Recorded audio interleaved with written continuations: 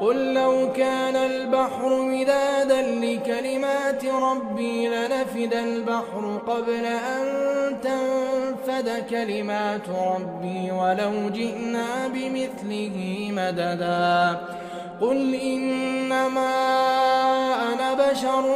مثلكم يوحى إلي أنما إلهكم إله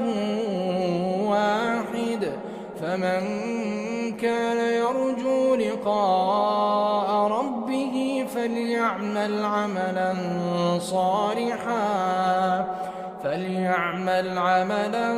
صالحا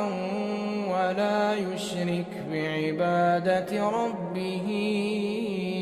أحدا.